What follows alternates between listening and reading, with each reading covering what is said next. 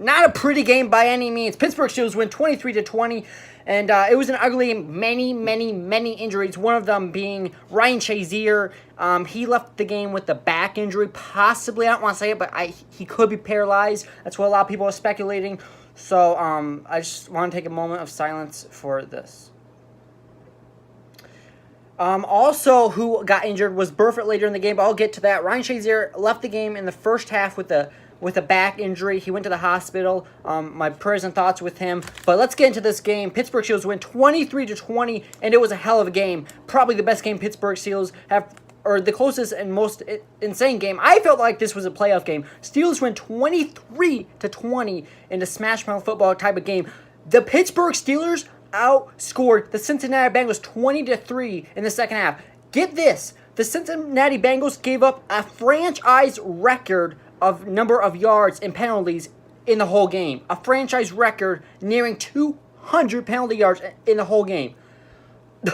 That's one way we won. Another way was on the heels of Brown, who had a touchdown catch. And after he caught the touchdown, he also got hit illegally, and there was another flag. I mean, he should probably have been evaluated for a concussion. There were many injuries. First, Shazier went down. Then, in the second half, Burfitt went down. And then Brown probably should have been going in for a concussion protocol on the illegal hit, but he didn't, and he would later help get a few more catches before the game was over. Le'Veon Bell had almost 200 all-scoring yards. That's another reason why the Pittsburgh Steelers won. In the last 3 games, Boswell's decided 2 of the 3 against the Packers, Bengals, and Colts. So I take 3 of the last 4, I mean. I'm sorry about that. And like I said, 20-3 outscored in the second half, and our defense just came to play in the second half. We destroyed. I mean, we freaking destroyed Andy Dalton in the second half. We obliterated him. They got 3 offensive points, and let's talk about the referees. They actually kind of fucked up the game.